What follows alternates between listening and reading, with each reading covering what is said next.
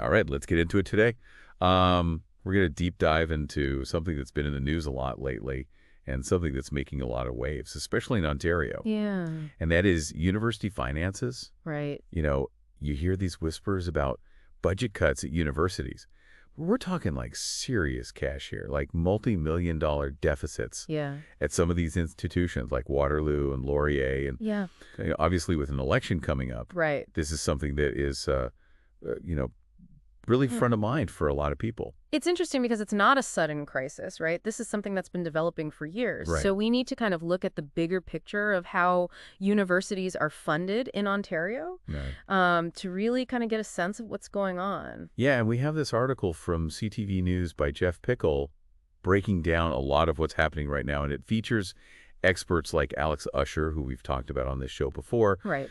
from Higher Education Strategy Associates. Yeah. But let's start by zeroing in on the University of Waterloo. Okay. I mean, they're projecting a $75 million deficit. Yeah. That's not chump change, right? No. So to try and climb out of this hole, they've had to make some pretty big cuts. Right. Like $42 million just slashed from the budget. They have a hiring freeze in place. Right. And they even have this voluntary retirement program for staff. I mean, you can only imagine what that's going to do. Yeah. I mean, fewer courses being offered, larger classes, research being put on hold. Right. These are all things that are going to directly impact the quality of education at these schools, the student experience. Yeah. Imagine if your university announced something similar. Yeah. What's that going to do? Yeah. It really hits home when you put it that way. Yeah. But it's not just Waterloo that's facing these challenges, right? No, not at all. Like the University of Guelph, I mean, they're reporting a loss of over $10 million. Yeah. And it seems like Laurier is doing a bit better. They broke even. Yeah, I mean, they broke even this year, but it's through austerity measures and a one-time grant from the government. Right. But still, they're projecting a deficit of almost $22 million for the 25-26 year. Yeah, almost $22 million. So even the universities that seem to be doing okay are not really doing okay, right? No. And this whole thing about austerity measures, like, what does that actually look like? I mean, think of it like this. Yeah. It's really tightening the belt, like, across the board. Right. Hiring freezes, restrictions on travel, Oh, yeah? cutting administrative costs, delays, and equipment upgrades. Oh, wow. That's what we're talking about, right? Right. All to just try to reduce spending in the short term. But, Right. These measures can only go so far. And it's often at the expense of investing in good quality education in the long term. Yeah, and the article points to a big factor in all of this. Yeah. And that is the provincial government. Provincial government, yeah. Their lack of support, right? Yeah. Like they're quoting Alex Usher in this article, and he's saying that this lack of support has forced universities to depend on international student tuition. Right. And then on top of all of this, the feds came in and said, hey, we're going to put a cap on international students coming in. Yeah, to ease the housing crisis. Right, to ease the housing crisis. But you can see how this could creates problems. Create problems for the universities. Yeah. So it's like for years there was no money from the province. So they're like, okay, we need to get money from international students. And then the feds step in and say, no, you can't do that anymore. Exactly. You've got years of underfunding, forcing these universities to find other ways to make ends meet, and international student tuition becomes this lifeline. Yeah. And then as they're relying on this revenue stream, Yeah. visa cap comes into play. Yeah. Right? It limits how many students can come here. Wow. So you can see how this would create a major financial shock. Yeah, for sure. But why is Ontario doing this? Like, why are they lagging behind so much in funding higher ed? Well, that's a complicated question. I Yeah. mean, it's got historical and political roots, right? Right. But to put it simply, Ontario consistently ranks last in Canada for public funding Wow. of post-secondary education. Wow. There seems to be this disconnect between understanding that a strong economy needs a highly educated workforce Right. and the actual investment in the institutions that create those workers. Right. We've been kicking this can down the road for years, and now we're hitting a wall. Yeah. And so with the election coming up, do you think this is going to be something that people are really going to talk about? Well, the article quotes Alex Usher again, and he's not optimistic. Oh. Education funding, sadly, rarely becomes this major election issue. Oh, wow.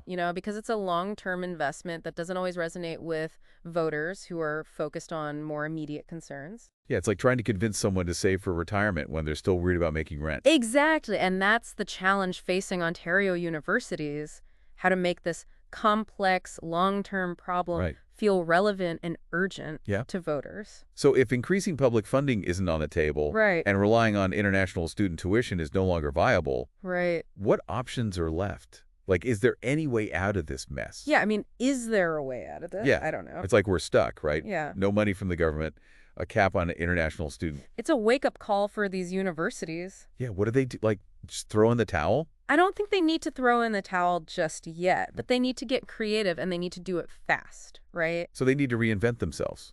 That's a bit dramatic, isn't it? Maybe a little dramatic, but this is forcing them to look at some uncomfortable truths about their financial model, right? Okay, so less drama, more solutions. Okay, so What can they do? Well, I mean, for starters, they could look at becoming more efficient.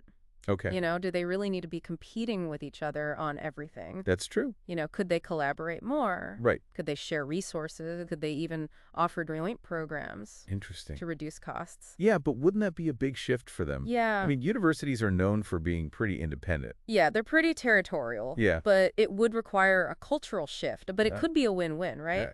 I mean, if they pooled resources in certain areas, they could save costs Right. without sacrificing quality. Right, yeah. What if they could share expensive lab equipment? Yeah. What if they could collaborate on administrative tasks Yeah, good point. that could free up funds to invest in teaching and research? Okay, so what about technology? Oh, yeah. I mean, we saw during the pandemic, online learning became a thing. Yeah, it's not going anywhere. Yeah, could that be part of the solution? It could definitely be part of the solution. Yeah. You know, the pandemic forced universities to adapt to online learning quickly. Yeah. And many of them found new and innovative approaches. Yeah. And so the challenge now is how do they build on that? Right. How do they make it even better? Yeah. It's not about replacing in-person learning entirely, Right. but finding a balance. Okay, yeah, but will streamlining and embracing technology really be enough? It's a step in the right direction, but it might not be enough on its own. Okay, so what else can they do? They also need to think about diversifying how they're making money. You mean finding other ways to get money besides just government funding and tuition? Exactly. Okay. Could they explore new partnerships with industry? Okay. Could they develop entrepreneurial ventures to generate income from their research and innovation? So they have to become more like businesses. I wouldn't say it's about turning universities into corporations. Right. But it is about recognizing that they have valuable expertise Right. that could generate income. Right. You know, a lot of universities already have these technology transfer offices or incubator programs Yeah. to commercialize research. Right? It's about scaling those up, Okay. creating a more entrepreneurial culture in academia. So it's not about abandoning their core missions. It's about finding new ways. Exactly. Yeah. Finding new and sustainable ways to fund their mission. So it sounds like it could be an opportunity for them to kind of like reimagine their role Absolutely. in society. It is. This crisis is forcing them to reimagine their role. Yeah. They need to become more adaptable, Right. more innovative, Yeah. more entrepreneurial. It's not all doom and gloom, right? Yeah, it's They not. have a chance to evolve. Right. And maybe even come out stronger. It won't be easy, that's for sure. Yeah. It's going to take strong leadership, Yeah. a willingness to challenge the status quo, Yeah. and maybe even a little risk-taking. Yeah. But the choices that we make today will have a big impact down the road. Yeah. It sounds like a pretty big shift, right? Mm-hmm. But let's bring this back to the listener for a sec. Okay. What does this all mean for somebody who's Yeah. either at one of these universities right now or thinking about applying? Yeah, I think the main takeaway here is that higher education in Ontario is at a crossroads. Okay. You know, this traditional model of Right. relying on government funding and tuition, it just isn't sustainable anymore. So students should just be ready for more cuts then. It's not about being pessimistic. It's about being realistic. Right. The financial pressures are real, Yeah. and they're not going away anytime soon. Right. But remember, this is also a chance for these universities to become more innovative Right. and more responsive to what students need. So instead of just thinking about all the bad stuff, Yeah. we should try to focus on what could be good that can come out of this. Yes. Right. Yeah. Students might see these schools experimenting with new teaching methods, right? Okay. Embracing online, learning more, Right. or even, partnering with industry Yeah. to create those experiential learning opportunities. Oh, yeah. So, That'd be great. it could lead to a more dynamic and relevant education Yeah. that prepares them for what the workforce is going to look like in the future. Okay. So there's a chance this could lead to positive change. There's always hope. Okay, good. But it's important to remember that the future of higher ed in Ontario, Yeah. it's not just up to the universities. Right. It's up to the voters. Right. We can't just expect them to figure it all out on their own. No. We have to do something too. Absolutely. You have to make your voices heard. Yeah. Demand that education is a priority. So make sure you're voting. Yeah, this election is a big one. Yeah. What else can listeners do? Talk about this. Yeah. Talk to your friends, your family, colleagues. Yeah. Share what you've learned from this. Yeah. The more people know about this, Yeah. the more pressure there's going to be Yeah. on leaders to do something about it. Like we're all in this together, right? We are. Students, faculty, staff, even just people who are concerned. Yeah. I mean, the future of these schools really affects everybody. It does. Having a strong education system is key to a good economy, Right. a healthy democracy, and a fair society. I like that. We have to invest in places that create knowledge, that foster innovation, Yeah. that train the next leaders, right? So bottom line, we can't be complacent. Yeah. This is a big deal. Yeah. And it's really a sign of a much bigger issue. Right. We need to demand better from everybody. We do. From our politicians and even from ourselves. One last thought here. Okay. What if we can't get more public money? Yeah. What if tuition doesn't go up? Right. What else can we do? Hmm. What other solutions are out there? Yeah. This is going to take all of our creativity and our commitment to figure this out. That's a great question to leave us with. Yeah. Thanks for joining us Thanks for having me. for this deep dive into the crazy world of university finances. Yeah. We hope you learned something. It's complicated. It is, and it's messy, but hopefully you're thinking about it a bit more now. Yeah. And thinking about the future of education in Ontario. Absolutely.